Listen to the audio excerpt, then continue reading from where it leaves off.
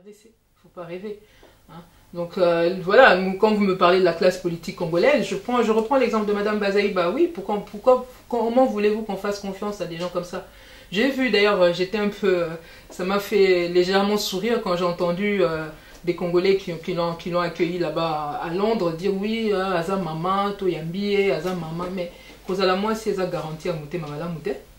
Est-ce que Kozala moi si Aza garanti que Oza Mouté Mamala Mou, que Oza compétente, Koza... Non. Kozala moi si Yendenga Zawana, est-ce qu'Alaxi Namakambo a lobby, bon, moi, il y a une solution pour Nambo Karana?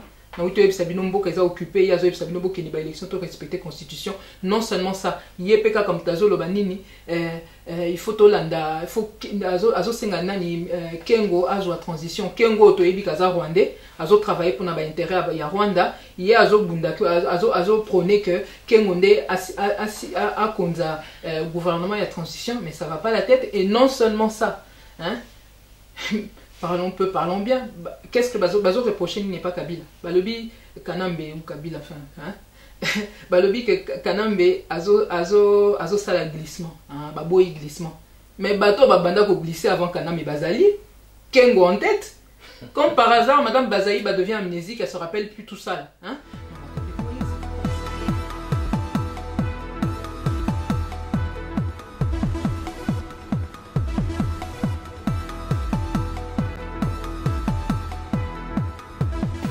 Merci d'avoir accepté notre invitation. Nous espérons que vous répondrez à nos questions sans langue de bois. Madame Okeke, bienvenue à notre plateau. Merci à vous. Compte tenu de vos responsabilités, vous n'êtes plus à présenter. Que je sache, sauf si vous êtes là ce que je le fasse, je le ferai. Mais écoutez, je peux au moins ne fût-ce que dire deux mots. Je suis directrice de cabinet du président national de la Pareco, M. Norin Gwanda. Et voilà, c'est un peu membre de la Pareco depuis plus de 10 ans, je crois. Activiste depuis au moins 10 ans aussi, donc voilà. Vous êtes connu pour ça, hein, parce qu'avant vous étiez dans Toponi Congo, je pense. Tout à fait, j'étais la cofondatrice oui, de l'association Toponi Congo, avant que j'entre dans la Pareco. Mais qu'est-ce qui a occasionné ces changements en fait, de partir de Toponi Congo à la Pareco? Écoutez, je pense que le fait d'avoir lu en particulier le livre du président Honoré Ngwanda, justement, je crois que je l'ai là, crime organisé en Afrique centrale, pendant que j'étais encore dans Toponi Congo, je pense que n'importe qui lit ce livre se rend vite compte de la gravité de la situation du pays. C'est-à-dire que le livre a été publié en 2004 et nous on a créé l'association Toponi Congo au début de l'année 2005 et moi je faisais des piges pour M. Bazakana avec Ben Magazine et donc on avait eu interviewé M. Honoré Ngwanda et j'avais assisté aussi à une de ses conférences et ce qu'il exposait déjà à l'époque, donc en 2004, montrait la gravité de la situation. Donc à un moment donné, en étant juste dans une association comme Toponi Congo ou quelque part il y a peut-être des réalités qui nous échappaient, on ne disposait pas non plus du réseau de renseignement dont dispose M. Honoré Ngwanda. Et c'est difficile, et ça il l'a assez répété d'ailleurs maintenant, mener le combat que nous devons mener pour libérer notre pays sans avoir un réseau de renseignement, c'est comme conduire à l'aveuglette, quoi. C'est juste bon pour aller vite tomber dans un trou. Et donc ce qui s'est passé à un moment donné, c'est que j'ai trouvé que je pensais être plus efficace en étant dans une structure comme la Pareco, et surtout avec le leader qui est M. Honoré Ngwanda, plutôt que de rester simplement dans l'association. Mais je pense que bon, Toponi Congo, j'aurais bien aimé que ça continue, parce que bon, c'était une autre façon de mener le combat qui était aussi utile. Mais bon, malheureusement, ça s'est un peu arrêté juste après mon départ. Mais voilà, enfin, je ne regrette pas d'avoir été dans la Toponi Congo. Merci. Compte tenu de l'actualité, nous allons aborder quelques sujets. Hein. En fait, il y a 4, 5, 6 points à peu près que nous allons aborder avec vous. Okay. J'aimerais en tout cas vous entendre clairement dans mes questions, faire répondre clairement à mes questions plutôt, parce que je pense que le peuple attend de vous beaucoup. Et vous en avez conscience, je suppose. On fait ce qu'on peut. Alors, nous allons commencer par parler du dialogue, hein. Enfin, disons, il y a le dialogue qui entraîne évidemment le glissement, et on va parler par la suite du gouvernement de transition. Alors, pour faire simple, que pensez-vous du dialogue convoqué par la majorité présidentielle au camp Tchadji? Écoutez, je pense que en ce qui nous concerne, nous, en tant que les résistants, c'est vraiment pas un sujet d'actualité pour nous. le pays est occupé, c'est quand même assez étonnant que des personnes qui sont dans une situation comme la nôtre aillent s'asseoir pour aller échanger avec celui qui sert de pilier au système d'occupation, à savoir celui qui se fait appeler Joseph Kabila, qui en réalité s'appelle Hippolyte Kanambe, et de voir cette classe politique aller se mettre autour d'une table, etc. Bon, c'est quand même assez lamentable. Et puis ce qui est assez paradoxal, c'est de voir surtout l'UDPS qui a été un peu presque un des moteurs de cette histoire, enfin avec la majorité, ceux qui se disent majorité présidentielle, après avoir nié des tractations avec la majorité présidentielle, finalement, bon, on parlait d'Ibiza, on a parlé de Venise, etc. Ils avaient d'abord nié, ils avaient dit que l'appareil racontait n'importe quoi, etc. Puis finalement, il s'est avéré que c'était vrai. Et puis voilà, ils se sont engagés dans cette histoire-là. Mais je pense que ce que les Congolais doivent retenir, surtout, c'est d'abord d'éviter d'aller souvent sur le terrain de ceux-là. Parce que ceux-là, je veux dire, les occupants et ceux qu'ils utilisent justement pour asseoir le système d'occupation. Aujourd'hui, l'UDPS est une des clés dans ce système d'occupation, puisque l'UDPS aujourd'hui, à travers notamment Félix Tshisekedi et apparemment son père, puisque bon, lui on ne sait jamais trop qu'est-ce qu'il dit réellement, qu'est-ce qu'il pense réellement, mais on voit plus souvent son fils. Donc à travers ces personnages-là, le gouvernement d'occupation a des acteurs qui sont là pour les aider à avancer dans leur plan. Donc le plan, c'était le glissement en particulier. On a vu ce qui s'est passé. Dès le départ, l'UDPS est venu faire un peu le VRP ou essayer de vendre les vertus d'un dialogue avec les occupants. Et finalement, en disant qu'ils n'étaient pas pour le glissement, etc., ils ont trouvé toutes les formules possibles pour faire croire aux Congolais qu'à travers ce dialogue, les Congolais pourraient avoir la maîtrise de la situation. Il s'avère de toute évidence que ce ne sont pas les Congolais qui ont la maîtrise de la situation, c'est bien le gouvernement d'occupation. Ils leur ont fait faire ce qu'ils voulaient. C'est-à-dire qu'aujourd'hui, Kanambe a obtenu son glissement. Et l'UDPS n'a été qu'une en tout cas à travers les acteurs de l'UDPS, ils n'ont été que des marionnettes. Et nous l'avions déjà annoncé, puisqu'il y avait le plan, on a parlé du plan Mokolo, etc. Tout ce que Kanambe essayait de faire pour pouvoir obtenir son glissement. Avec ce dialogue, ils y sont arrivés, ils ont fait traîner les choses en longueur pour dépasser les dates fatidiques où on aurait dû commencer entamer le processus électoral. Et on a vu toute la comédie qu'il y a eu autour de la date du 19 septembre. Maintenant, c'est toute une comédie autour de la date du 19 décembre. Mais à vrai dire, il ne se passera probablement pas grand-chose. Parce que le problème qu'il y a là, si vous prenez quelqu'un comme Félix Tshisekedi toujours, vous verrez qu'à un moment donné, il avait dit, en gros, il est contre, par exemple, le soulèvement populaire. Or, nous avons en face de nous quelqu'un comme Kanambe qui ne mise que sur ses armes pour pouvoir mater la population. Alors quand on a, dans ceux qui se disent opposants, on a des gens comme Félix Tshisekedi, avec tous ces liens qu'il a, on a vu la danse qu'ils nous ont donnée, la Passinao, Passinara, donc il a des accointances à la fois avec Katumbi, avec Kamere, etc. Aujourd'hui, tout le monde sait qui est Kamere et tout le monde commence à comprendre le rôle qu'il jouait réellement au service de Kanambe, mais ça n'empêche que ces trois-là ont des liens. Hein, on a appris comment Katumbi aujourd'hui se retrouve avec l'UDPS, mais on a appris via quelqu'un comme Franck Diongo, on a appris que Katumbi avait quand même acheté une résidence à Kamere, au même Kamere en Grèce, etc. Donc il y a une espèce de... Donc tous ces gens-là sont liés entre eux. Ils sont en train de poursuivre le même objectif, celui de préserver le système en place. Alors aujourd'hui, qu'on nous dise dialogue, mais le dialogue a un glissement comme on avait alerté. Dans le groupe, dans le rassemblement, on a des gens qui sont contre le soulèvement populaire, qui vous disent qu'on va arriver en décembre et puis on va essayer de faire en sorte que l'alternance, comme ils disent, se fasse en douceur, mais je ne sais pas, n'importe qui a un peu de jugeote voit bien que Kanambe n'a pas l'intention de faire quoi que ce soit en douceur si on essaie de le faire quitter le pouvoir. Donc tout ça, en gros, l'UDPS à travers cette histoire de dialogue, ils ont joué le rôle qu'ils ont toujours joué depuis très longtemps. J'espère que nos frères congolais commencent à s'en rendre compte.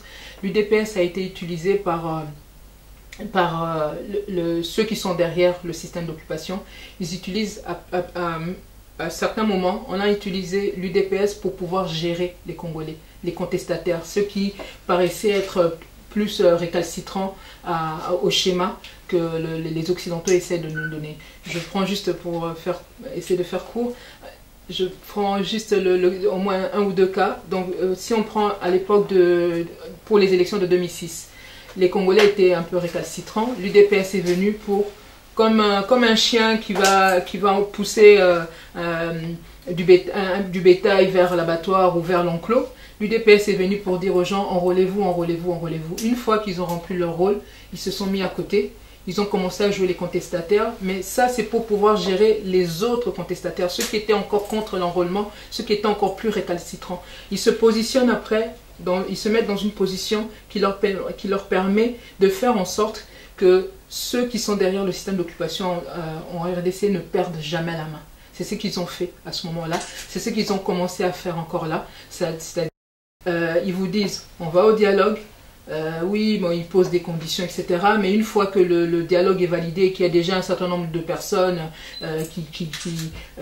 qui s'engagent là-dedans, y compris même l'Église catholique, malheureusement, l'UDPS se repositionne dans le camp de ceux qui sont toujours récalcitrants et ils continuent à les gérer. Et là, en l'occurrence, comme il y a des gens comme nous, les résistants, qui sont en train de prôner le soulèvement populaire, y compris s'il le faut par la force, évidemment, pour faire partir Kanambe, ils se mettent dans une position où ils vont pouvoir atténuer le discours de la résistance. Ils sont toujours là pour saboter de l'intérieur.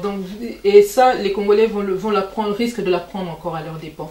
Très bien. Mais moi, je veux dire, à vous entendre, en fait, oui.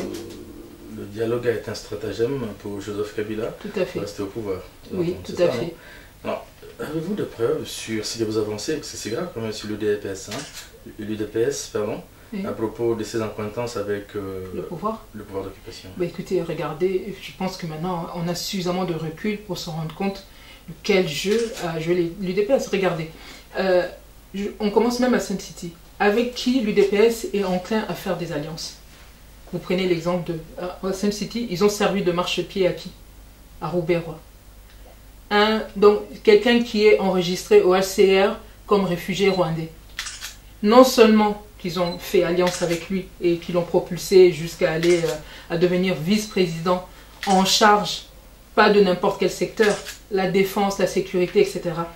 C'est-à-dire, c'est qu'ils ont pleuré après l'impérium, on cherche l'impérium, mais ils ont donné l'impérium aux étrangers.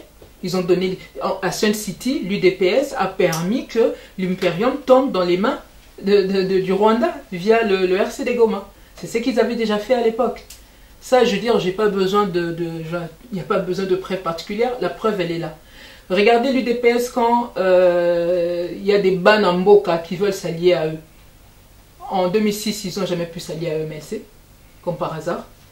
Ensuite, quand nous-mêmes, la Pareco, nous avons essayé de leur tendre la main, essayer de faire quelque chose, ne fût-ce qu'un rapprochement, y compris avec le général Monene, c'était ici à Paris. Voilà, donc 3 mouvements, je vous dis, voilà, tout le monde a vu, ça a été tout de suite, dès que ça a commencé à prendre forme, ils ont encore été là pour comment dire, cette espèce de rapprochement à capoter du fait de l'UDPS. Ils sont même allés plus loin, je peux même donner un petit détail. Comment vous pouvez imaginer quelqu'un, un parti politique qui se dit fille aînée de l'opposition, pour un moment aussi important où on essaye de rassembler des partis, des mouvements politiques, des Congolais, parce que là il n'y avait pas des gens bizarres, là on ne sait pas trop d'où ils viennent et tout ça, on était entre Congolais. Même pour un moment aussi important, vous vous rendez compte que même la salle, ils n'ont même pas voulu payer, que c'est la Pareco qui a dû payer leur part, l'ARP a payé sa part. Eux, ils n'ont même pas payé, ils ont commencé à me faire des jeux là, il y a les Lozonga Lobby, des trucs comme ça, là et tout ça. Et c'est nous qui avons fini par payer leur part, c'est pas grave. Mais il y a des choses comme ça qui montrent quand quelqu'un accorde de l'importance à quelque chose ou pas. Quand on cherche à saboter une action ou pas. Vous vous rendez compte même dans des situations comme celle-là. Donc ils ont encore montré à quel point ils ne cherchaient pas cette alliance. Par contre, On les a vus en photo, Tshisekedi avec Kengo. Hein, il y a comme s'il allait se jeter dans les bras de Kengo. Tout le monde sait qui est Kengo. Kengo est rwandais. Kengo, il fait partie du Tutsi Power. Et ça fait des années qu'il travaille contre les intérêts de la RDC ou du Zaïre. Et pensez-vous qu'il y a intérêt à parler de la nationalité de Kengo, sachant qu'il a travaillé par le passé avec le gouvernement du Zaïre, enfin je dis pendant les décennies. Ben, c'est vrai que les Congolais à la base, ils avaient rien contre, ils auraient pu dire qu'ils avaient rien contre Kengo. Il est effectivement rwandais, polonais, etc. Mais il se trouve que malgré que beaucoup de Congolais l'ont accepté pratiquement comme Congolais parce qu'il a vécu longtemps chez nous, mais Kengo travaille pour le Tutsi Power. Aujourd'hui, le considérer pour un Congolais, ben c'est un peu se mettre dans l'erreur, hein, parce qu'il ne travaille pas pour les intérêts congolais. Donc ça, c'est un fait. On va pas se le cacher, parce que si on se le cache, c'est comme si on commençait à se tirer des balles dans le pied. Pour pouvoir vaincre, arriver à bout de la situation dans laquelle nous sommes, nous devons absolument identifier toutes les personnes qui sont là en train de travailler pour les intérêts de ceux qui nous combattent. Quelqu'un comme Kengo, désolé, mais voilà, c'est une réalité. Donc, et donc, quand je parlais de l'UDPS, on les voit plus facilement aller faire des alliances avec, entre eux, dans les périodes précédentes, on les a vus plus facilement essayer de faire des alliances, même avec Kamere, hein, plutôt que d'essayer de se mettre avec quelqu'un comme Honoré-Ngouana. Le président de la Pareco, il a tendu la main plusieurs fois. Ça n'a jamais abouti parce que nous défendons, nous nous battons contre l'occupation. Je vous mets au défi de me dire à quel moment, depuis ces années-là, où Tshisekedi a dénoncé l'occupation.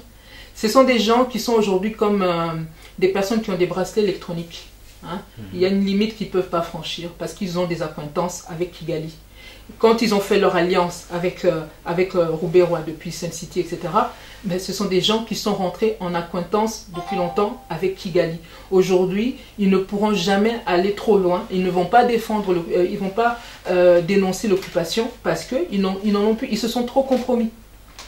Merci. Alors, que vous inspire l'hypothèse d'un deuxième dialogue, sachant que les chefs d'État réunis à Luanda ont déjà acté le processus de glissement? Écoutez, ça concerne ceux qui s'intéressent au dialogue avec des occupants. Nous, on n'est pas concernés par ça. En plus, parlons-en, Luanda. Qu'est-ce qui s'est passé à Luanda? D'abord, qui était à Luanda? Je vais prendre 2-3 exemples. Parce que les Congolais qui avaient le regard tourné vers cette rencontre, en espérant qu'il pourrait en ressortir des solutions pour la RDC, ben je pense qu'ils sont en train de se mordre les doigts, mais il y avait déjà tous les éléments qui montraient qu'il fallait rien attendre. Je prends l'exemple, d'ailleurs, malheureusement, c'est vrai que c'est les erreurs que commettent certains de nos compatriotes en espérant des choses de ce genre de rencontres, ça vient beaucoup de cette classe politique, les opposants en particulier, qui sont en train de nourrir les Congolais de chimères. Vous prenez l'exemple de quelqu'un comme Museveni qui devait aller là-bas. On l'a utilisé comme médiateur à Kampala. Il y avait un sommet à Kampala. Hein, et on a eu quand même des gens de la classe politique congolaise qui ont pu croire que quelqu'un comme Museveni, on pouvait l'accepter comme médiateur, alors que c'est un des artisans de l'occupation et du processus de balkanisation à RDC. Donc il était à Luanda. Vous prenez le cas de quelqu'un comme Zuma. Mais ça fait un moment, lui, il est en train de piller la RDC avec l'aide de Kanambe. Donc, qu'est-ce que vous voulez qu'il aille s'en prendre? Il est en train de piller dans quel domaine, en fait? Bah, écoutez, il a des intérêts économiques en RDC, des exploitations, même sont des proches à lui qui sont impliqués dans l'exploitation du pétrole, etc., en province orientale, etc. Enfin bon, on pourra toujours avoir à les développer, mais Zuma aujourd'hui, il a des intérêts financiers en RDC, y compris dans la province de l'Équateur, etc. On a des éléments là-dessus dont on vous fera sûrement part dans les jours qui viennent. Donc quelqu'un comme Zuma travaille contre les intérêts de la RDC. Vous prenez, alors il y a eu une situation qui pourrait presque faire rire, mais vu la tragédie que nous vivons, il y aurait presque de quoi en pleurer. On a vu des gens faire la queue pour aller à Brazzaville, pour aller en considérant M. Sassou Nguesso comme médiateur. Et ces gens vous disaient, nous cherchons la démocratie en RDC, et c'est M. Sassou Nguesso qui devait faire la médiation entre cette classe politique un peu complètement perdue maintenant, et cette classe politique et Kanambe. Excusez-moi, est-ce que vous avez l'impression qu'il y a à Brazzaville, on est en train de faire vivre une vraie démocratie? Franchement, il faut avoir vraiment des sacrés œillères à la place des yeux pour espérer que M. Sassou Nguesso va donner des leçons de démocratie à quelqu'un comme Kanambe. Mais on a vu cette classe politique qui a voulu faire croire aux Congolais qu'en allant à Brazzaville, on pourrait avoir une solution. Mais il faut arrêter de rêver. Et je finis par celui qui accueillait les politiciens à Luanda, M. Dos Santos.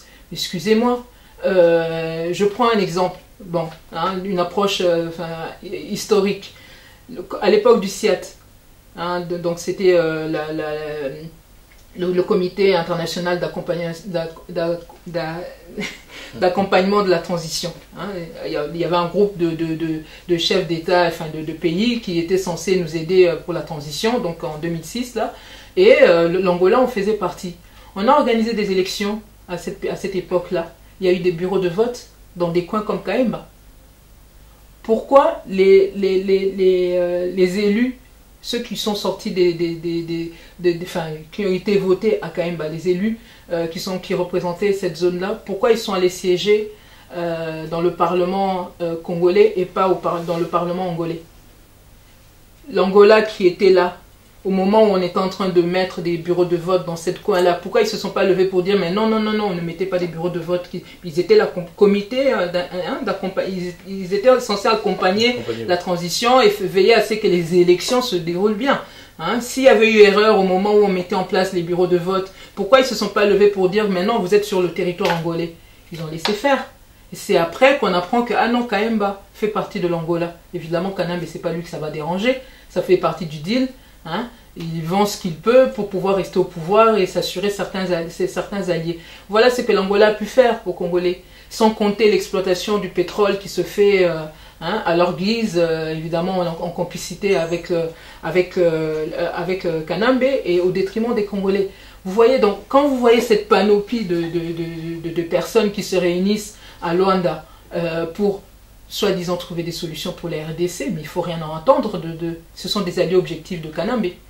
Donc voilà, il faut être naïf ou corrompu pour penser que de Luanda, il pourrait ressortir quelque chose de positif pour les Congolais. Il faut arrêter de rêver. Oui. Nous savons que les élections n'auront plus lieu tout de suite. Elles sont prévues, je pense, pour 2018 par là, sinon 2021, je ne sais pas trop. Alors, comment la PARICO, enfin, imagine un gouvernement de transition en attendant que les précautions soient prises pour organiser des élections dignes et fiables? Un gouvernement de transition dans le contexte actuel? C'est une question. Les gens se posent. Oui, le problème aujourd'hui, la RDC est un pays occupé. La RDC est un pays occupé, donc le régime en place n'est pas là pour préserver les intérêts des Congolais ou préserver la souveraineté de l'État congolais. Le système en place est là pour piller le pays et garder notre pays sous l'emprise des occupants, donc le Rwanda, l'Ouganda, etc. Donc aujourd'hui qu'il y ait un gouvernement de transition, ce sera une transition vers quoi? De l'occupation vers l'occupation. Aujourd'hui, la priorité des Congolais, c'est pas des élections. C'est pas un gouvernement de transition qui va soi-disant préparer des élections. D'ailleurs, parlons-en des élections dans un contexte comme celui-là. On a du mal à comprendre cette classe politique qui se lève pour faire croire aux gens qu'il faut aller aux élections, que ça va apporter une solution. Le problème que nous avons aujourd'hui, c'est l'occupation. On a sorti, si les gens vont sur le site de la PARICO, ils verront, on a tout un détail là sur comment nous avons été infiltrés au niveau des institutions, aussi bien dans l'armée, dans la police, etc. Il y a tout un organigramme et tout, de la manière dont ça fonctionne chez nous, comment les Rwandais fonctionnent chez nous. Enfin, le Tutsi Power en particulier. Donc, parce que là, il y a les Rwandais, mais il y a ceux qui gèrent réellement le pays, etc. Donc, quand on regarde tout ça, et qu'on nous dit, voilà, on va faire, parce que j'ai entendu dernièrement Madame Bazaïba de passage à Londres qui reconnaissait que le pays était occupé, mais qui disait qu'il fallait respecter la Constitution. Mais le problème, on n'a pas un problème constitutionnel actuellement. Le problème que nous avons, c'est l'occupation. Si je prends l'exemple de la France, au moment où ils étaient occupés, on a carrément mis la République entre parenthèses. On a d'abord libéré le pays, et ensuite on est allé, après on a commencé à exercer le pouvoir voilà, dans un contexte qui s'y prêtait. Aujourd'hui les Congolais, on ne comprend pas, la situation ne permet pas qu'on aille aux élections. Et surtout quand on entend la classe politique congolaise, on pourrait leur demander, puisque Mme Bazaïba par exemple qui reconnaît les élections et qui reconnaît l'occupation, si les élections pouvaient permettre la fin de l'occupation, puisqu'elle reconnaît le problème, si les élections pouvaient permettre la fin de l'occupation, qu'elle nous dise pourquoi en 2006, l'occupation ne s'est pas terminée, en 2011 pareil, on a déjà eu 2 scrutins électoraux, et l'occupation non seulement ça perdure, mais on a de plus en plus des signes qui montrent que voilà, la pieuvre qui s'est installée en RDC ne fait qu'étendre des tentacules, etc. Donc vous voyez cette classe politique avec ses errements, ses tâtonnements, sa corruptibilité, puisque en fait le fond c'est quand même ça aussi. Écoutez, ils oublient que nous, les Congolais, chaque minute qui passe dans ce pays-là, chaque seconde que nous perdons, ce sont des vies que nous perdons. Alors quand eux ils sont en train de se dire tranquillement qu'ils veulent aller encore en gouvernement de transition, enfin d'abord un deuxième dialogue, ensuite un gouvernement de transition et ensuite des élections en 2000 je sais pas combien, ils n'ont que faire de la vie des gens. Vous imaginez ces gens quand ils vont aller même à l'est là-bas pour aller faire campagne, mais les personnes qu'ils auront en face d'elles vont leur dire quoi? Écoutez messieurs, mesdames, on espère être vivants le jour des élections. C'est notre priorité.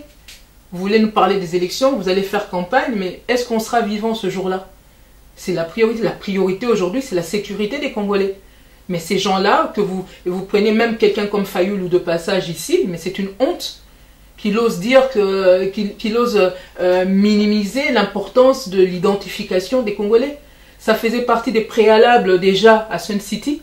Ça faisait partie des 5 préalables avant d'organiser des élections. On devait recenser la population parce qu'après tout, c'est vrai. Nous sommes en RDC, ceux qui doivent voter sont des Congolais, mais qui est Congolais qui ne l'est pas? Le système actuel qui fait qu'il suffit d'avoir une carte d'électeur pour être considéré comme Congolais. Mais attendez, c'est bon, c'est facile. Hein. Tout le monde devient Congolais quand il veut. On le voit. Et évidemment, c'est fait à dessein. Puisque les Rwandais qui essaient de récupérer, ou même les Ougandais qui essaient de récupérer l'Est de la RDC, ils ont besoin de ce type de stratagème pour pouvoir faire entrer un maximum de population rwandaise en RDC à l'Est. Comme ça, à terme, ils vont pouvoir demander l'autodétermination. Tous ces éléments se trouvent dans les livres de M. Honoré Ngwanda. Donc si vous me demandez des preuves, je recommande aux gens de prendre le temps de lire. Celui-ci par exemple, donc Crime organisé en Afrique centrale, mais dans le dernier livre qu'il a sorti aussi avec M. Mbeko, donc Stratégie du chaos, tout ça. Donc tous ces éléments sont là. Les Congolais sont un peu paresseux, souvent ils n'aiment pas trop lire, mais voilà, les preuves sont là. Et je peux vous dire que des documents comme celui-là, surtout en plus, il y a beaucoup d'annexes, des preuves justement, des correspondances entre Robert Roy, James Kabarebe, etc. Tout ce qu'ils sont en train de faire. Ils étendent tous les stratagèmes qu'ils sont en train de monter justement pour pouvoir occuper de plus en plus notre pays et tout ça. Il y a plein d'éléments. Ce livre est sorti, personne ne l'a contesté.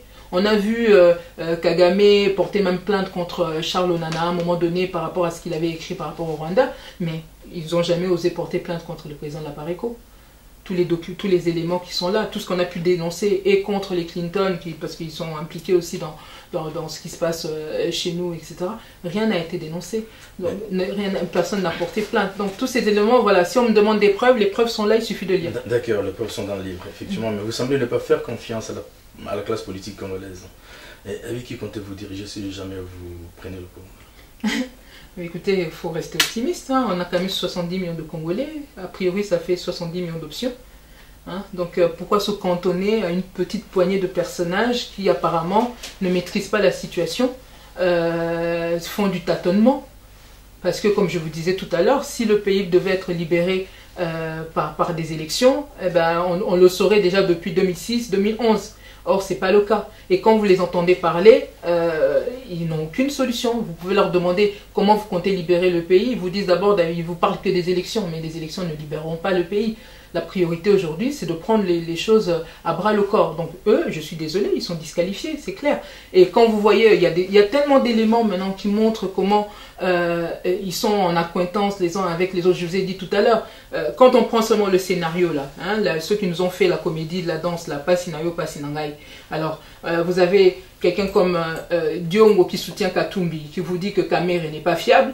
Comment il s'appelle, Katumbi lui-même, bon, par son propre oncle, on apprend qu'il les en vient, mais il y en a qui veulent encore s'accrocher à lui, on se demande pourquoi. Donc pour eux, les origines, etc., non seulement qu'il les en vient, mais en plus, son épouse qui est rwandaise, elle pourrait être une rwandaise, enfin rwando-burundaise, tutsi rwando-burundaise. Bon, il peut y avoir des tutsi rwando-burundaises qui ne s'occupent pas de politique, qui ne cherchent pas forcément des noises à la RDC, mais malheureusement celle-là, elle fait partie des personnes qui gèrent les intérêts de Kagame en RDC. Alors, quand vous voyez quelqu'un comme ça, dites-moi, monsieur, si par hasard, monsieur Katumbi, bon, a supposé qu'on lui accorde cette nationalité congolaise dont il se revendique alors qu'il ne l'est pas, à supposer qu'il arrive aux affaires, vous pensez qu'il va arrêter sa femme? Vous pensez que, parce que c'est un agent de l'occupation, elle, hein, faut pas rêver, hein. Donc elle fait partie du Tutsi Power, hein. Vous les avez vus même pendant l'affaire qu'il y a eu avec le garde du corps américain, là, etc., qui s'était fait arrêter et tout. Celui qui a été les défendre, c'était qui? C'était Azarias Roubert. Vous dire à quel point le Tutsi Power, ça fonctionne bien entre eux. Et vous pensez que des gens comme ça vont venir vous êtes en train de dire défendre... que Katumbi, Ruberwa... ils sont tous en accointance, tout à fait. Accointance. Tout à fait. Ah. Donc voilà, ce ne sont pas ces gens-là qui vont venir mettre un terme à l'occupation de la RDC. Il ne faut pas rêver. Hein. Donc voilà, quand vous me parlez de la classe politique congolaise, je reprends l'exemple de Madame Bazaïba. Oui, comment voulez-vous qu'on fasse confiance à des gens comme ça? J'ai vu d'ailleurs, j'étais un peu... ça m'a fait légèrement sourire quand j'ai entendu des Congolais qui l'ont accueilli là-bas à Londres dire oui, Aza Mama, Toyambi, Aza Mama, mais Kozala moi si Aza garanti à monter Mamala Mouté? Est-ce que Kozala moi si Aza garanti que Oza monter Mamala Mou, que Oza compétente, que Oza... Non. Kozala moi si Yendenga Zawana, est-ce qu'à l'axi Namakambo à l'obi, bon moi ni Kaza na solution pour Nambo Kawana? Occupé, il respecter la constitution. Non seulement ça, il comme Tazo Lobanini, il faut Tolanda, il faut Azo Senganani, Kengo, Azo transition, Kengo, Toebi Kaza Rwandais, Azo travailler pour n'avoir intérêt à Rwanda, il y a Azo Bundaki, Azo prôner que Kengonde a Konza, gouvernement et la transition, mais ça va pas la tête, et non seulement ça, hein. Parlons bien. Qu'est-ce que Bazo reprochait n'est pas Kabila? Balobi Kanambe ou Kabila fin. Hein? Balobi que Kanambe azo sala glissement. Hein? Baboy glissement. Mais Bato Babanda ko glisser avant Kanambe Bazali. Kengo en tête. Comme par hasard, Madame Bazaï devient amnésique, elle se rappelle plus tout ça. Hein? Non mais attendez, vous voyez, c'est pas sérieux. C'est pas sérieux, ces gens sont disqualifiés. Je vais revenir sur Madame Kienge. Il est pas rwandaise. Qui ça? Madame Kienge. Kienge, c'est Kienge ou s'appelle la dame dont tu venais de parler? Non, Bazaïba. Non, la première, l'autre. Non, j'ai parlé de l'épouse de Katumbi. Il y a l'épouse de Katumbi, il y a une autre dame entre-temps qui s'appelle Madame Cécile Kienge. Cécile Kienge, ça c'est la katangaise qui est en Italie. En Italie, oui, c'est celle-là. Elle aussi, elle est katangaise plutôt congolaise. Hein, oui, en tout cas à ma connaissance, elle est katangaise, mais elle travaille pour les intérêts de Katumbi. Ça, oui. Voilà. Donc elle ne travaille pas pour les intérêts des Congolais, non. Alors, et comment il s'appelle déjà? Vital Kamere dans tout ça. Dites-nous un mot parce que vous semblez connaître tout le monde. Vital Kamere, nous avons fait sur le site de la Parico, il y a largement de quoi se documenter sur ce monsieur. Nous l'avions dit depuis longtemps qu'il travaillait pour les intérêts, il défendait les intérêts de Kanambe, il l'a prouvé. Hein, toutes les comédies qu'il a pu mener avant, je pense que ça ne sert même à rien de revenir là-dessus, puisqu'aujourd'hui, même ceux qui nous donnaient tort hier, apparemment, ils ont enfin retrouvé la vue, là, et voilà, tout le monde sait que Kamere, il travaille pour le compte de Kanambe. Donc, je ne sais pas si vous voulez que je développe, mais sinon, les gens peuvent aller sur le site de la Parico, on a largement de quoi faire, entre son problème d'arbre généalogique qu'il n'a toujours pas fourni, hein, il s'étudie dans toutes les langues. puisqu'il parle toutes les langues nationales de la RDC, il s'étudie dans toutes les langues, y compris le Kinyarwanda, hein, dont il n'a toujours pas dit où est-ce qu'il a été l'apprendre, puisqu'en RDC, il n'y a pas d'école où on apprend le Kinyarwanda. Donc voilà, enfin bon, lui, franchement, ça ne sert plus à rien d'en parler là. Hein. Très bien, bah, parlons de l'alternance. Bah, c'est un mot qui résonne nécessairement dans toutes les têtes, en fait, hein, dans les têtes des gens qui sont préoccupés par le problème congolais. Alors, qu'est-ce que ce mot signifie pour vous? Qu'est-ce que vous entendez? Je dis simplement alternance. Mais écoutez, ça n'a pas de sens dans un pays occupé. Nous parlons de l'alternative. Ceux qui veulent l'alternance, ils veulent rester dans un système. Et dans le système, on change de pion. Voilà. On avait un pion qui s'appelait Kanambe, on a envie de mettre un pion qui s'appelle Katumbi, et éventuellement un pion qui s'appellerait Rubewa, puisque lui aussi se positionne, il est dans ses rêves, là il imagine qu'il pourrait aussi diriger la RDC. Voilà, donc l'alternance c'est ça, c'est dans le même système, le régime d'occupation, on change juste de pion. Et malheureusement, la classe politique que nous avons là, ils sont dans cet état d'esprit d'alternance, c'est-à-dire on ne change pas le système. C'est-à-dire que Bisengimana reste là, Uruguiza reste là, tous ces gens-là, Nyarugabo, etc., tous ces gens doivent rester là, et puis on fait juste une redistribution de postes. Voilà. Or ça veut dire que le pays reste occupé, ça veut dire que d'ici peu l'Est va partir, ça veut dire que le pays risque d'être balkanisé. Voilà, donc ça, c'est ça, ceux qui se battent pour l'alternance, c'est ça. Nous parlons, la Pareco, la résistance, nous parlons de l'alternative. L'alternative, ça veut dire qu'on change de système, c'est-à-dire qu'on arrête avec le régime d'occupation. On fait comme ce qui s'est fait par exemple dans ces pays-ci, hein, le gouvernement de Pétain, etc. Ben, quand De Gaulle et les autres sont arrivés, on les a tous mis dehors. Parfait, ouais. Mais moi, je veux dire, venons au soulèvement populaire. Il y a eu des tentatives hein, de soulèvement, on va dire, en 2015 et récemment en 2016, je pense, c'est ça, hein, si mes souvenirs sont bons. Des soulèvements de la part de la classe politique là? Non, la population sur place à Kinshasa. Oui, avec la classe politique il y avait janvier 2015, oui. Et puis récemment de 2016.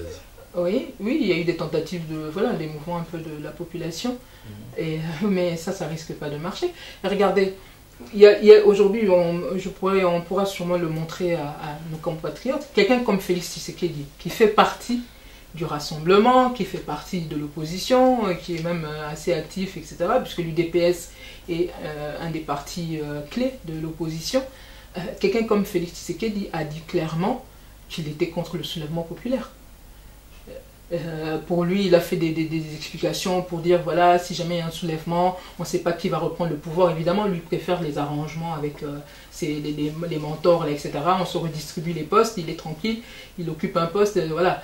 Par contre, quelque chose qui viendrait réellement de la population, qui pourrait chambouler un peu tout le système en place, lui, il le craint parce que, effectivement, quand toute la population saura exactement le rôle que joue l'UDPS, ils n'auront plus droit au chapitre là, au niveau politique dans notre pays. Donc forcément, il n'a pas besoin de ça. Il préfère les arrangements faits avec les Occidentaux qui lui garantissent un certain espace politique. Donc, et là, aujourd'hui, surtout, aujourd'hui, on peut dire, voilà, ils ont à peu près compris que Vital Kamerhe était un traître. Mais avant ça, même Kamerhe faisait partie de tous les préparatifs qu'ils essayaient de mettre en place. Aujourd'hui, Kamerhe est peut-être mis plus ou moins de côté, mais tant qu'il y a des gens comme Félix Tshisekedi dedans, alors que vous savez très bien qu'il est contre ce soulèvement populaire, comment vous voulez faire, vous voulez arriver à atteindre cet objectif quand dans vos rangs, vous avez des gens qui sont contre. Dernièrement, on l'a même vu faire des déclarations pour dire « Ah oui, celui qui oserait utiliser la violence même contre Kanambe, les trouverait sur leur chemin. » Mais de quoi il parle, lui? Est-ce que Kanambe, quand on va le voir là, il a l'air d'un bisounours là qui attend les gens pour leur faire des câlins, ou il les attend plutôt pour les assassiner, etc. Et face à quelqu'un comme ça, il ose dire aux gens que voilà, si vous osez vous lever contre Kanambe alors que les Congolais sont en légitime défense puisqu'on nous tue tous les jours, et il ose prendre la défense de Kanambe. Alors quelqu'un comme ça, et qui a déjà touché l'argent, puisque ça, ils sont corrompus déjà par Hippolyte Kanambe. Évidemment, ils doivent faire le job. Ils sont là pour les intérêts de Kanambe. Donc forcément, tant que ces gens-là seront dans les rangs de l'opposition, tant que ces gens seront dans les rangs de la population qui essaye de mettre un terme au système en place, ça ne marchera pas puisqu'ils seront là pour saboter le système, pour saboter les actions de l'intérieur. Et c'est une des raisons pour lesquelles des gens comme nous de la résistance, on ne pourra jamais se mettre avec ce type de personnage. Donc aujourd'hui, dire qu'il y aura un soulèvement populaire avec des gens comme des Félix Tshisekedi dans les rangs, je pense que, à moins que la population à un moment donné arrive à les mettre de côté, puisqu'ils savent maintenant que ceux-là travaillent contre leurs intérêts, là peut-être. Mais tant qu'ils seront au cœur de l'action qui est censée mener au soulèvement, en tout cas, je ne pense pas que ça pourra aboutir. Alors, quelle alternative, en parlant de l'alternative de l'appel que propose le soulèvement? L'alternative, c'est effectivement le soulèvement, mais c'est pas dans n'importe quelle manière. D'abord, si on doit organiser un soulèvement, comme je vous ai dit, il faut écarter de nos rangs toutes les personnes qui ont déjà montré leur compromission. Ces gens-là, même à un moment donné, si jamais ils avaient un semblant de réveil patriotique, ils sont déjà compromis. C'est-à-dire, comme je dis, ce sont des gens qui ont déjà une espèce de bracelet électronique made in Kigali. Il y a des choses qu'ils ne pourront jamais faire. Hein? Et puis en plus, ils ont tout le temps des comptes à rendre. Ils sont tenus en laisse par leur mentor. Si vous gardez ces gens-là dans vos rangs, c'est sûr, même si à un moment donné, ils se disent bah, « vous avez peut-être raison, si vous faites ça, ça va aussi nous libérer », mais ils ne peuvent pas parce qu'ils sont coincés par tous les actes qu'ils ont commis avant et qui ont fait qu'ils se sont compromis. Toute personne aujourd'hui qui vous dit qu'il est là pour, comme on a pu voir, des gens comme Ewanga ou bien Diongo qui soutiennent quelqu'un comme Katumbi, c'est-à-dire que ce sont des gens qui n'ont pas la préoccupation des Congolais. Les Congolais aujourd'hui, on essaie de retrouver la souveraineté de notre pays. On essaie de se battre pour que le pays soit libéré, mais ils veulent qu'on change un Kanambe pour aller mettre un Katumbi Nahayo, puisque Nahayo c'est l'épouse Tutsi rwandaise, Tutsi burundo-rwandaise de monsieur Katumbi. Donc on va changer, on va passer de Kanambe à Nahayo et tout ça, mais ça rime à quoi? Donc voilà. Il faut de la cohérence. Pour que ça marche, il faut de la cohérence. Nous, aujourd'hui, nous disons qu'il faut miser sur les vrais patriotes. Il faut de la cohérence, il faut miser sur les vrais patriotes. Et vous avez raison en même temps. Mais les pays sont sous occupation. Parlons un peu de l'occupation de la RDC en clair. Parce qu'il y a quelque temps, M. Cohen, Herman Cohen, avait dit que le Kivu appartenait au Rwanda. C'était en 2008, je pense. En 2008, j'ai écrit un article dans le New York Times. In 2008, I wrote an article in New York Times. Et j'ai dit que dans le Nord Kivu, les militaires rwandais opéraient sans problème. And then I say that Rwandese military were operating without a problem. Et les hommes d'affaires rwandais passaient à Nord Kivu pour prendre les minerais. And then businessmen from Rwanda, they were going through Kivu, getting mineral resources. Et les milices contrôlées par les Rwandais contrôlaient les populations et par les autorités congolaises. And then militia were controlling the people in that area by the Congolese government. Donc j'ai tiré la conclusion que de facto, Nord Kivu était sous contrôle de Rwanda et pas sous contrôle de Kinshasa. And then from that point on, I put out the conclusion say that Kivu is controlled by Rwanda and not by Kinshasa. Et au point de vue de contrôle de ressources, je crois que c'est toujours le cas. And to the point of controlling the resources, I think it's still the same. Un exemple pour suivre notre ami Patrick, il y a une société américaine qui vient d'annoncer qu'ils vont faire une raffinerie de coltan au Rwanda. And then, for example, just like Mr. Patrick alluded, there was a company from the United States who was going to take charge to refine coltan in Rwanda.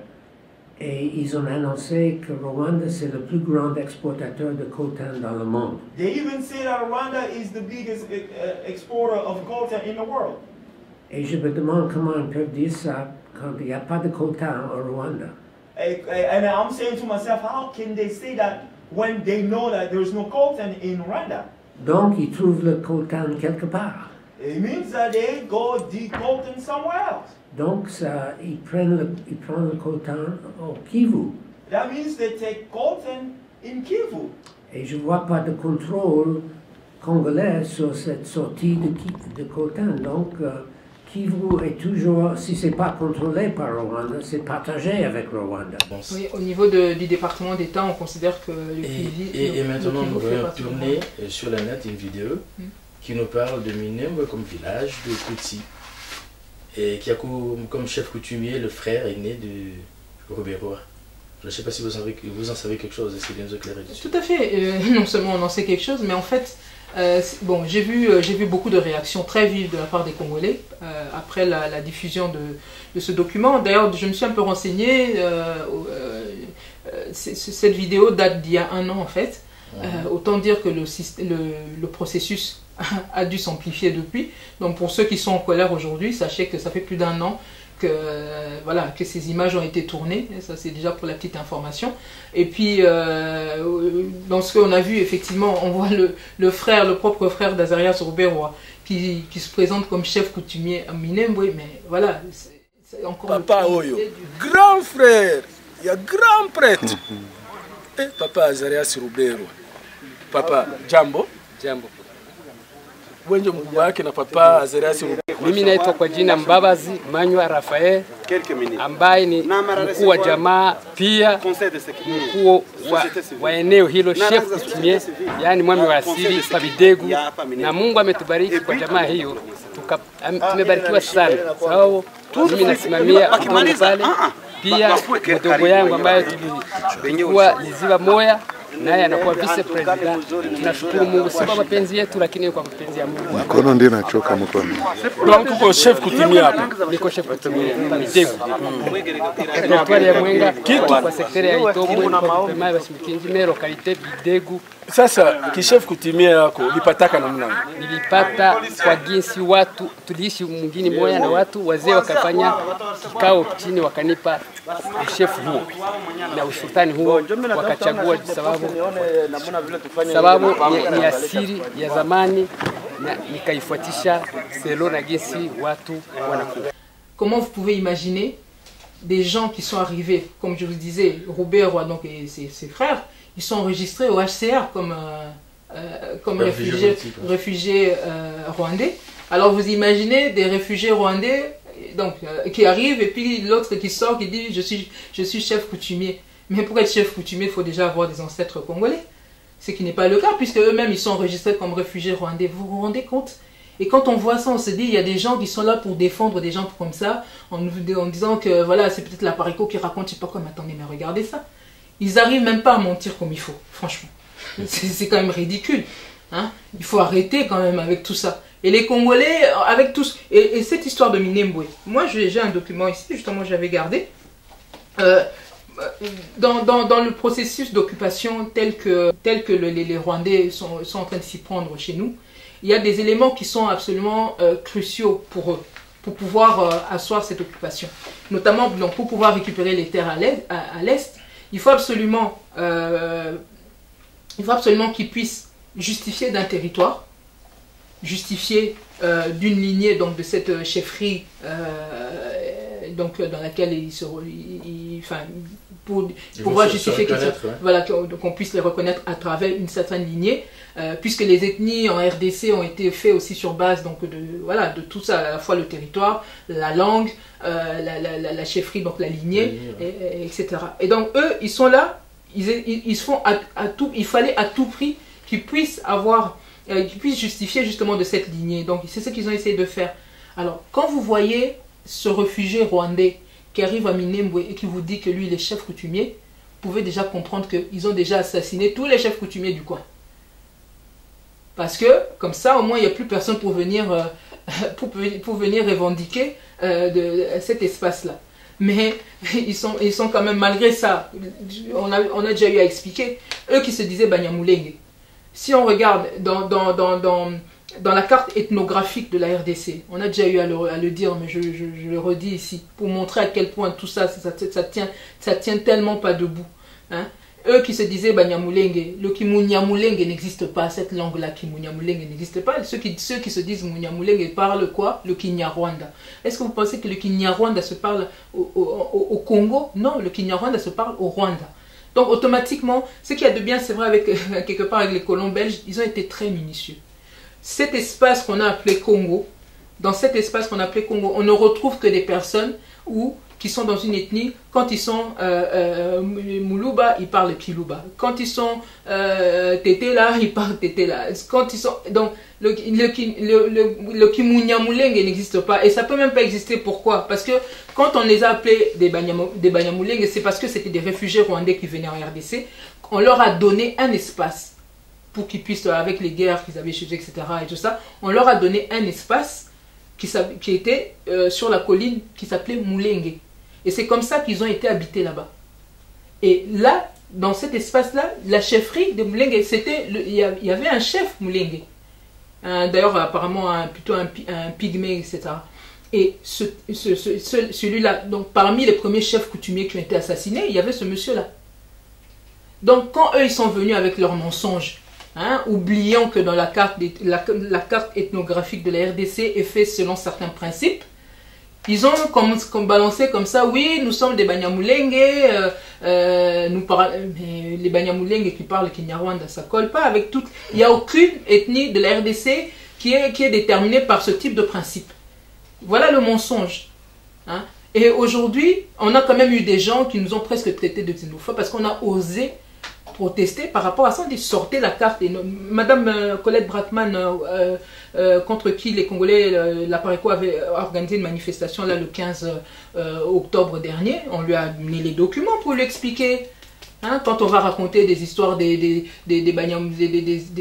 populations soi-disant congolaises, Banyamulenge, qui sont réfugiés, qui veulent revenir, voilà, on l'a amené pour montrer que non, mais ça c'est un gros mensonge et ça sert à rien de continuer à véhiculer, ça c'est tellement grossier. Et surtout venant de quelqu'un qui est en Belgique, puisqu'il y a une carte ethnographique de la RDC qui a été dressée par le colon belge, où nulle part on trouve de Tutsi, et encore moins de Banyamulenge.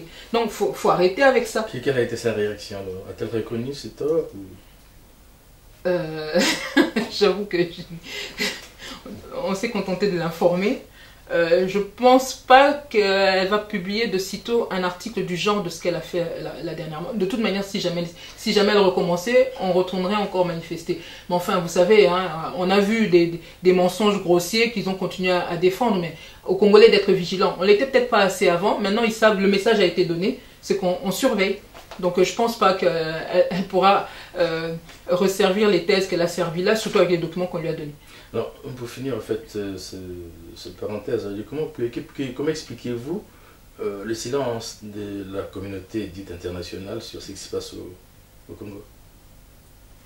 Sur ce qui se passe au Congo, mais la communauté internationale, elle est derrière ce qui se passe au Congo.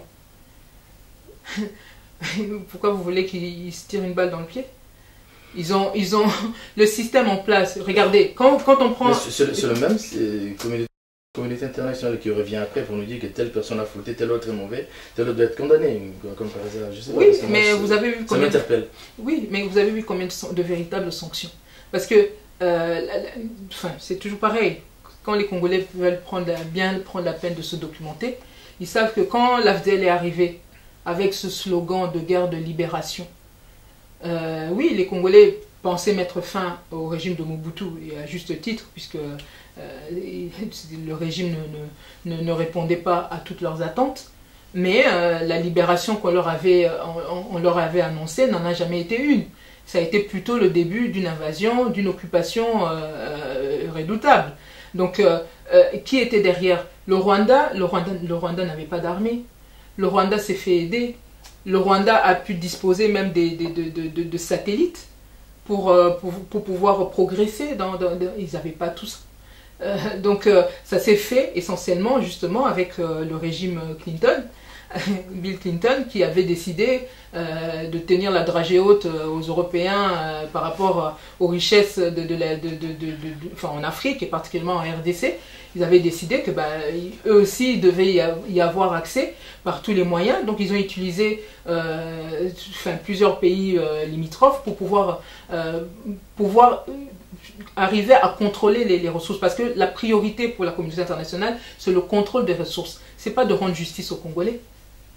Ce n'est pas de préserver les intérêts des Congolais. Si c'était le cas, ils n'auraient jamais accepté qu'un Kadogo rwandais comme Kanambe devienne chef de l'État, etc. Il y avait déjà un processus, d'ailleurs, quand Laurent Désiré arrive, il y avait un processus en cours.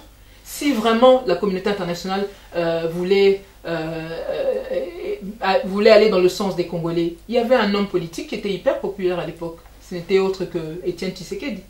Pourquoi avoir été chercher Laurent Désiré Kabila, qui était je ne sais où là et tout ça? Pourquoi avoir été chercher quelqu'un comme Laurent Désiré Kabila avec l'aide des Rwandais? On leur a mis toute la logistique et tout ça, ils les ont aidés pour venir chasser Mobutu. Et même s'ils avaient fait ça, ils auraient pu faire en sorte que Étienne Tshisekedi devienne chef de l'État. Ils ne l'ont pas fait parce que leur intérêt était ailleurs.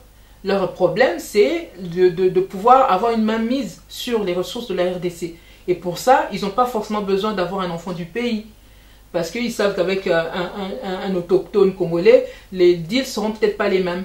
Quelqu'un qui a des origines étrangères, sachant qu'à un moment ou à un autre, surtout quand on a découvert ses vraies origines, il sera toujours un petit peu impopulaire en RDC. Quelqu'un comme ça, il est prêt à tout donner pour pouvoir rester au pouvoir. C'est ce que Kanambe est en train de faire. C'est ça qu'il est en train de faire. Et toutes les personnes dont il veut s'assurer le soutien, il leur donne ce qu'ils veulent. C'est ce qu'on a vu avec l'Égypte. Merci pour la transition. Entre autres. Parlons des pillages des richesses de la RDC.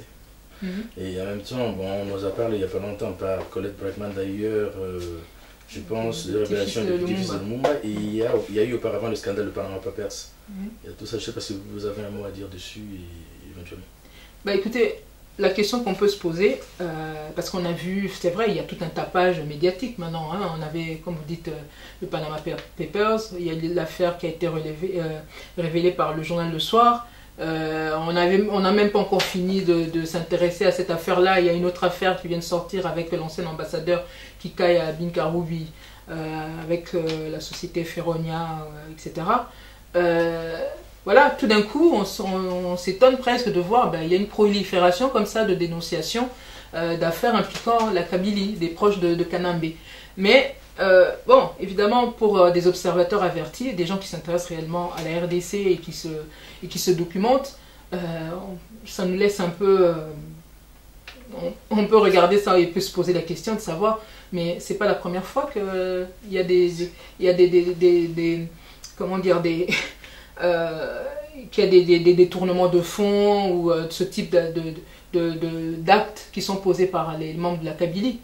Si vous allez à l'ONU, vous allez avoir tout un tas de documents sur le pillage de la RDC, les diamants du sang, on a les problèmes de coltan. Mais d'ailleurs, à propos de comment il s'appelle, de M. Herman Cohen, il a dénoncé il n'y a pas longtemps. Il a dit comment ça se fait qu'on parle du Rwanda aujourd'hui comme premier producteur de coltan alors qu'il n'y a pas de coltan au Rwanda. Mais si le Rwanda le fait, il le prend au Kivu. C'est M. Herman Cohen qui le dit lui-même, l'ancien secrétaire d'État américain. Si lui-même il le dénonce, il précise bien qu'effectivement ce coltan vient du Kivu, mais ça se fait forcément en complicité avec quelqu'un comme Kanambe. Vous pensez bien que dans un dossier comme celui-là, il est encore en train de se mettre de l'argent dans la poche. Alors, comment ça se fait que ce n'est pas dénoncé? Il y a même la loi Dodd-Frank qui avait été votée aux États-Unis pour pouvoir tracer les minéraux, etc. Qu'est-ce qu'ils en ont fait? Toute cette liste de sociétés européennes, enfin occidentales, etc., qui ne peuvent pas prouver d'où viennent les matières premières qu'ils utilisent, etc. Quand on sait qu'il y a des pourcentages quand même, le cobalt ou le coltan, où on a des pourcentages importants au niveau mondial des gisements qui se trouvent en RDC, tous ces minéraux-là qui sont pillés régulièrement au détriment du peuple congolais, est-ce que vous avez vu des sanctions? Même l'ONU, je vous dis, il y a des rapports qui sont, il y a de nombreux rapports sur les pièges de la RDC, il n'y a pas eu de sanctions. Donc, on comprend bien qu'aujourd'hui, comme je vous disais, dans le cadre du principe du changement des pions pour d'autres pions, aujourd'hui, le pion Kanambe, les siens ne les intéressent plus, ils ont envie de mettre d'autres pions. Tout d'un coup, on commence à sortir des dossiers pour les pousser vers la porte. Mais ce n'est même pas dit qu'ils vont réellement les sanctionner. On a entendu des gens aujourd'hui vous dire, toujours dans la même communauté internationale, oui, Kanambe pourrait devenir sénateur en RDC. Hein? Voilà, ça veut dire que voilà, on lui donne l'immunité, il continue, et en plus ça s'est cautionné même par certains membres de la classe politique congolaise, ce qui est plus qu'une honte. Voilà, donc on voit bien que dans tout ça, il y a beaucoup d'hypocrisie, beaucoup de manipulation, et l'intérêt des Congolais, c'est pas leur préoccupation. Leur préoccupation, c'est de faire en sorte qu'ils trouvent des gens qui vont pas aller s'acoquiner un peu trop avec les Chinois comme a fait Kanambe ou avec les Russes, parce que dans tout ça, voilà, il y a un peu toutes ces concurrences-là, etc., qui les mettent maintenant mal à l'aise. Ils ont besoin d'avoir des personnes qui seront un peu plus à leur service. Voilà. Merci. Alors, pour tout ça, vous avez besoin du monde, j'allais dire d'ailleurs, vous avez besoin de la force du peuple, hein, enfin, que le peuple vous accompagne dans ce combat, parce que c'est un combat qui n'est pas facile à mener, hein, qu'on se le dise clairement, parce que bon, là, je vois qu'il bon, enfin, y a, c'est vrai, l'occupation, et en même temps, il y a les puissances, on va dire, entre guillemets, occidentales, il faut le dire quelquefois, qui aident les occupants. Alors, comment pensez-vous faire pour justement créer une dynamique dans le sens de la libération, franchement? Je sous-entends comment pensez-vous, en fait, agir pour faire accepter, au fait, votre combat à plus de monde, au fait, au niveau de la population congolaise? Écoutez, je pense que déjà, avec le président national, il y a déjà eu un gros travail qui a été fait. Aujourd'hui, il suffit de regarder, si on prend un peu dans le temps, hein, le temps 1, temps 2, temps 3, on prend le temps 1, c'est Sun City, temps 2, la période des élections, donc 2006-2011, et puis temps 3, maintenant. Temps 1, que disaient les uns et les autres? On a toute la classe politique qui était à Sun City, qui voulait aller aux élections, il fallait la transition et tout ça. On a promis la paix aux Congolais, on leur a dit, allez-y, surtout le référendum constitutionnel, votez oui, vous aurez la paix. Qu'est-ce qu'on leur a pas promis? Il y a eu une des seules personnes qui déjà alertait les Congolais à cette époque-là, puisque le président de la Pareco avait sorti des petits fascicules qui avaient été distribués là-bas, pour leur expliquer qu'ils allaient dans l'impasse, que le problème c'était l'occupation. Donc il était isolé, les autres se sont engouffrés dans cette machine-là, cette espèce de train qui allait nulle part. Et voilà, c'était Honoré Ngwanda qui était un peu le marginal. Ensuite, il y a eu la période des élections. Et là, les discours ont commencé à changer. Les rangs de ceux qui soutenaient M. Ngwanda ont commencé à s'agrandir. Hein, quand on a commencé à parler de Mwana Mboka, ou bien en 2011, quand on a commencé à chanter Zongisei na Rwanda, ça veut dire que les Congolais commençaient à prendre conscience du problème de l'identité de Kanambe et du problème de l'occupation. Et ça a été le gros travail qui a été fait essentiellement par le président de la Pareco. Aujourd'hui, même quand vous entendez des gens qui disent Kanambe, Kanambe, même s'ils ne veulent pas reconnaître le travail que M. Honoré Ngwanda a fait, demandez-leur où est-ce qu'ils ont vu, où est-ce qu'ils ont entendu ce nom-là? Qui leur a dit? Très bien. Donc nous, quand on a eu à parler de Kanambe, on a eu à le prouver avec des documents où il signait effectivement HK et tout ça. Et donc dire aujourd'hui, qu'est-ce que nous pouvons faire pour amener les gens justement à ce soulèvement populaire et le réussir? D'abord, il y a l'information.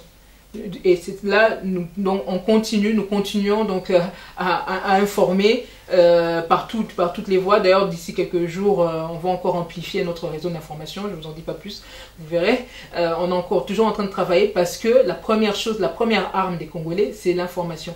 Parce que ce qui se passe aujourd'hui, les Congolais ont tendance à aller à utiliser la rhétorique des occupants. Chaque fois qu'on rentre dans le schéma que eux ils ont fixé, c'est-à-dire ouais voilà, il y a une majorité, il y a une opposition, etc., alors que le pays est occupé, chaque fois qu'on adopte cette rhétorique, on assoit ce système. Il faut rompre avec ça. Parce que chaque fois qu'on rentre, on utilise le vocabulaire que eux ils veulent distiller pour faire croire qu'il y a un semblant de légitimité. Ils ont un semblant de légitimité. C'est comme si vous rentrez dans un labyrinthe où vous allez vous perdre parce qu'ils sont les seuls à avoir la clé ou ils sont les seuls à connaître le chemin pour en sortir. Ils vous amènent à gauche, ils vous amènent à droite, vous n'allez nulle part sauf là où ils veulent. Nous, en tant que des résistants, on doit rompre avec cette rhétorique-là qui leur donne vie alors qu'ils n'ont rien à faire chez nous. Nous revenons à notre rhétorique. Aujourd'hui, ce que je peux demander aux Congolais, toute personne qui arrive en face d'elle, tout homme politique qui est en face d'eux, demandez-leur, est-ce qu'ils reconnaissent l'occupation? Quelqu'un qui ne reconnaît pas ouvertement l'occupation de la RDC, vous savez déjà qu'il est dans le mauvais camp. Vous n'avez rien à faire avec lui.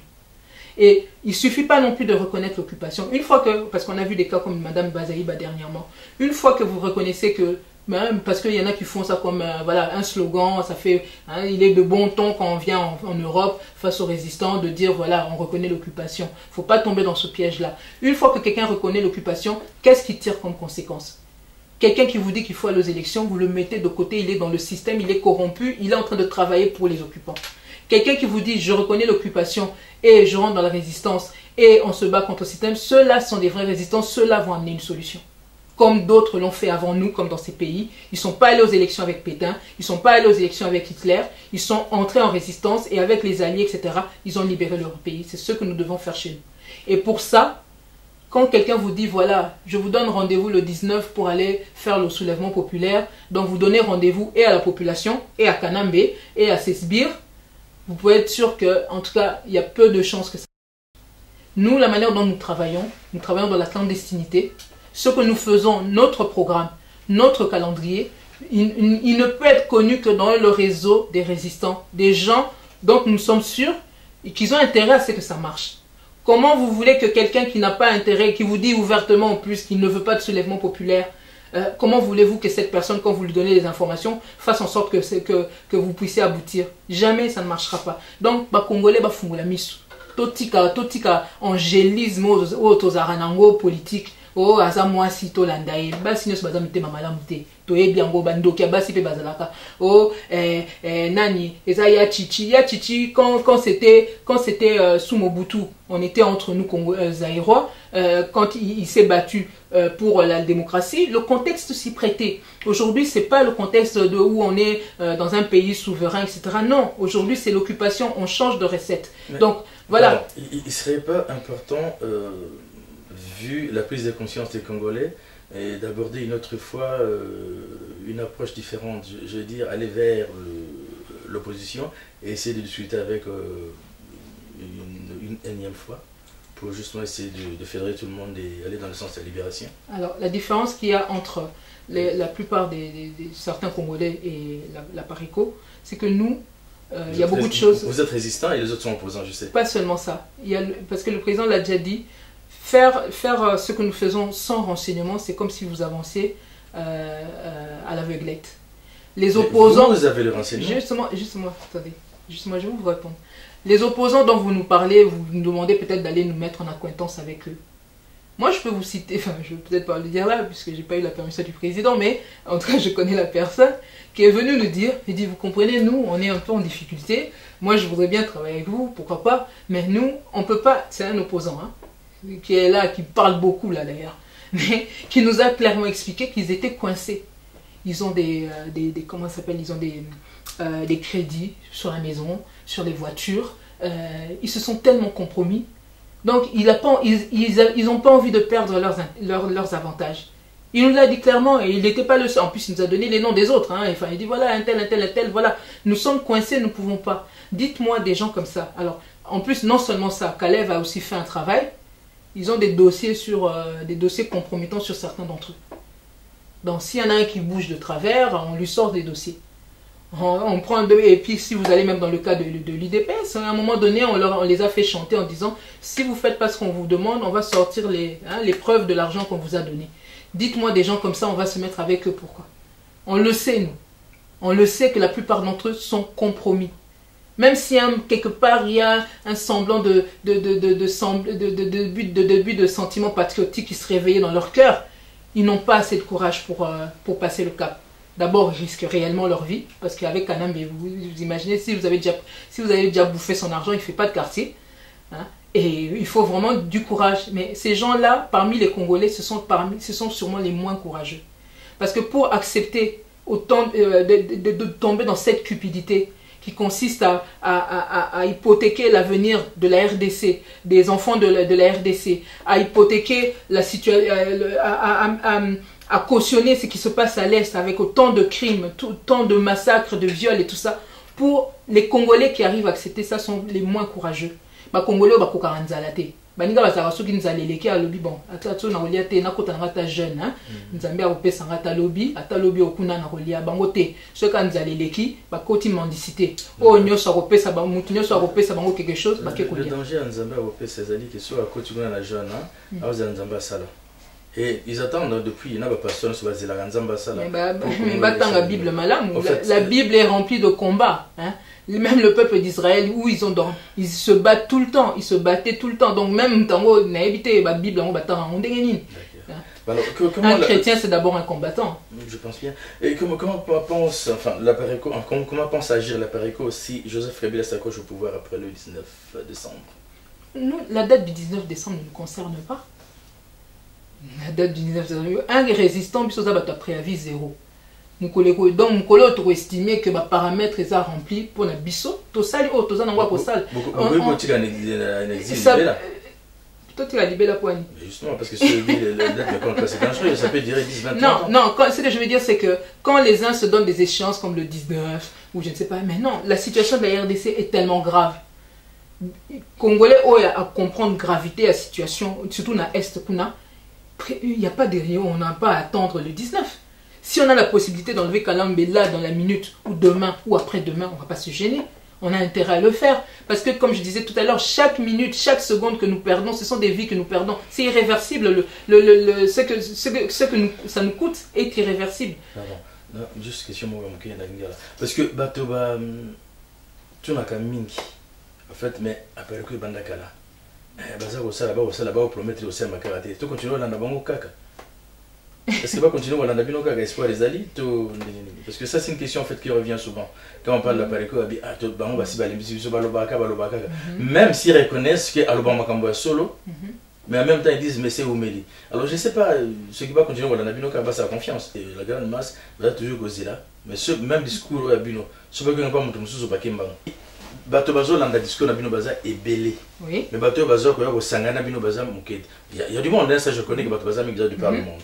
Mais si la grande masse au baza na discours na bino, ba yeko sangana bino et ça la force mosusu.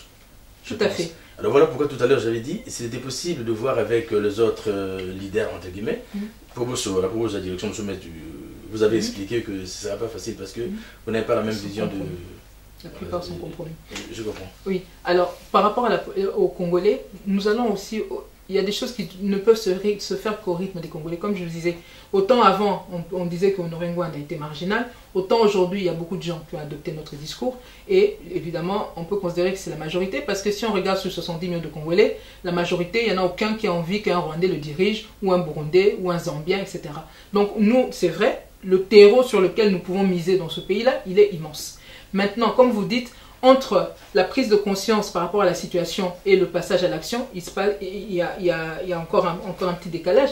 Mais ça, c'est le travail que nous faisons aujourd'hui. Une fois que quelqu'un a compris, nous sommes en train de leur montrer qu'ils ne doivent plus se laisser distraire par l'opposition qui leur promet, genre on va chasser Kabila en lui faisant des câlins ou je ne sais pas quoi, et puis il va partir. Voilà. C'est ce qu'il aime ça? Il y a, hein? Comment? Il aime ça? Donc, on essaie de leur faire comprendre qu'on n'a pas le choix. Et ça, comme tu as côté le nandaku, à bandio bumabana na yo, sokoza mobali, au côté les mobundi. Oye, ça moi si na ote, chérie, tiens bon, je vais chercher la MONUSCO. Wana mobalite. Oko bunda. Situation toza nango yango wana. Ba côté les biso na mboka et puis na sina la dernière fois, bango, ba Rwandais, soko yoki bango nde bozo na milieu na bango, plan na bango A, eza rester mourir au Congo, plan B, mourir au Congo. Ndenge ba koti wana bako bimaka ka soki to bundi. Il y a des on peut être quelqu'un qui n'aime pas la guerre, qui n'aime pas se battre. Mais pour faire la paix, il faut être deux. So nga na ngina za na kimia yo za no za na kimia to bando betangai. Ou bien lingo bomangai. Mais naza obligé na bunda même so na linga na obunda te. Na oza obligé na se défendre. Nous sommes dans cette situation aujourd'hui. Et plus nous attendons, plus ça s'aggrave. Donc nous le travail que nous faisons aujourd'hui, c'est de faire prendre conscience aux Congolais que nous n'avons pas le choix, nous devons nous battre. Et d'ailleurs, soki to lingi pe mokile respecter biso, il faut to lakisa que na mboka ngo toza mibali mais na nga baka mibali te parce que même biso basi photo bunda. Tu vois? Donc aujourd'hui, nous en sommes là. Nous n'avons pas le choix. Ces gens-là ne partiront pas. Bon, t'as regardé bazo buma biso. À ce rythme-là, mais non, on peut pas, on n'a pas le choix. Donc, le travail que nous faisons aujourd'hui, c'est de faire prendre conscience. Et le soulèvement populaire dont nous parlons, comme nous l'avons dit, ça doit toucher tout le monde. Chacun a un rôle à jouer. Chacun doit se préparer.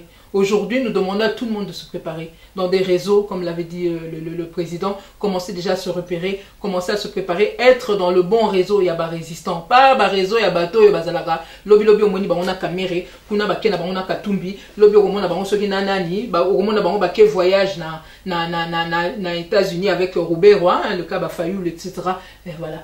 Ça, ce sont nos politiciens somnifères, comme je les appelle. D'accord. Et la parole vis-à-vis des combattants de la diaspora? Parce que ce sont aussi des résistants, je pense. Oui, mais le truc, c'est quoi? Comme je vous disais, au monde où il y a des Nzela, au Laki Nzela, c'est quoi? Il y a tel mille gosses dans la Bilandanga. Le principe, je prends l'exemple, même ici en France, justement. Quelqu'un comme Mitterrand, il n'était pas forcément dans la résistance tout de suite. C'est De Gaulle qui s'était engagé avant. Mais quand il a compris, il n'a pas été se mettre, il a suivi De Gaulle. Hein, c'est pas De Gaulle qui a dû suivre Mitterrand, c'est eux qui se sont alignés sur la position de Gaulle. Donc aujourd'hui, quelqu'un qui a réussi à poser le bon diagnostic, comme l'a fait le président Honoré Ngwanda, et très tôt, vous ne pouvez pas lui faire confiance aussi sur la solution. Et puis cette impatience, les gens disent, ah, les eaux, mais bon, bananon koto ça. Ceux qui battent bateau, ça rabisso déjà avant, bon, qu'il y ait élection T, en 2006, bon, qu'il y ait élection T, en 2011. Mais on n'allait pas être là aujourd'hui. Parce qu'aujourd'hui, qu'est-ce qui s'est passé? Depuis 2006-2011, ben, la situation n'a fait que s'empirer. L'occupation, elle a augmenté. On a de plus en plus de militaires qui sont dans nos institutions, etc. Nos militaires, des militaires rwandais, pardon, qui sont rentrés dans l'armée, dans la police, etc.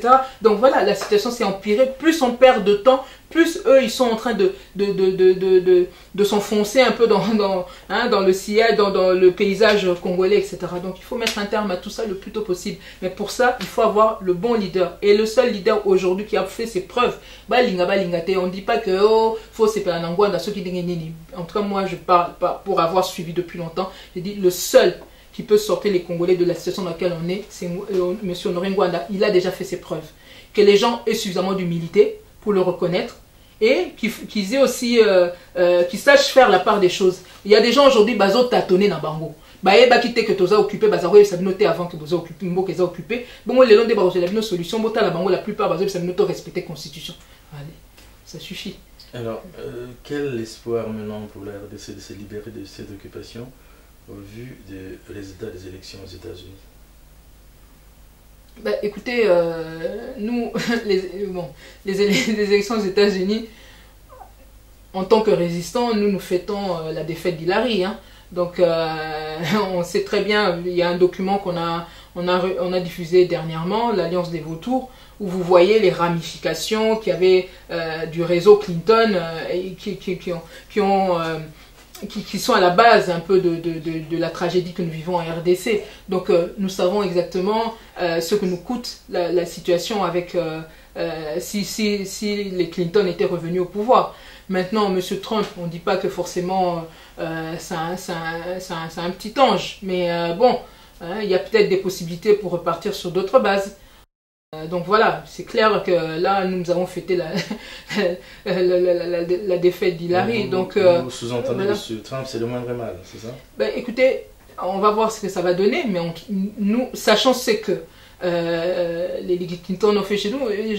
Madame Clinton était venue en RDC, quand elle a été à l'Est, elle a dit, oh là là, ce qu'elle a vu là-bas, elle pense vraiment que le diable a élu domicile en République démocratique du Congo. Quand j'ai entendu ça, je me suis dit, mais elle n'a pas dû regarder avec qui elle partageait sa vie, parce que nous, Congolais, quand on voit ce que Clinton a fait chez nous, on se dit que le diable s'est trouvé plutôt dans sa maison, dans son lit là-bas. Donc voilà, nous, oui, c'est Bill Clinton pour nous, le diable, hein, quelque part. Donc aujourd'hui, la situation telle qu'elle se profile, oui, Monsieur Trump, bon, il a ses priorités, évidemment, ce sera les intérêts des États-Unis. Comme je disais tout à l'heure, il ne faut pas tomber dans l'angélisme.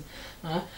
Maintenant, c'est à nous de montrer que nous sommes un peuple qui se respecte. Sinon, que ce soit Monsieur Trump, que ce soit je ne sais quel petit pays ou je ne sais pas quoi, On va se retrouver dans des situations comme on est aujourd'hui parce que les Congolais n'arrivent pas à s'assumer, parce que les Congolais ne se battent pas pour certains principes. Et comment vous voulez que les gens vous respectent? Vous allez vers des gens qui, eux, dans une situation d'occupation, se sont battus. Vous venez vers eux, vous dites oui, on veut aller aux élections, mais comment vous voulez qu'ils vous respectent? Voilà, donc c'est à nous de nous comporter comme des gens responsables et peut-être que les gens nous respecteront un peu plus. Merci. Voilà. Avez-vous un mot de la fin? Pour finir, parce que nous avons fait pratiquement 1 heure, hein, sinon je pense plus voilà. Le mot de la fin, bah, écoutez, je pense que les Congolais doivent continuer à essayer surtout de se tenir au courant et faire preuve de courage, parce que la situation dans laquelle on est n'est pas facile. Il faut faire les bons choix. Et le premier choix que nous avons aujourd'hui, c'est un choix ou même plutôt un devoir, c'est de nous battre. Et ne comptez pas que Kanambe va partir par des discussions, etc. Non. Ou de prière même, il faut le dire. Si, on doit prier. On doit prier, oui. Moi, je suis chrétienne. En agissant. Moi, je suis chrétienne, mais une fois qu'on a fini de prier, il faut faire ce que Dieu nous demande de faire aussi, c'est de nous battre. Donc voilà, c'est ce que je peux dire. Je dis merci, Madame Okeke, et si l'actualité s'y prête, nous reviendrons vers vous pour effectivement d'autres échanges. Ok. Donc, merci.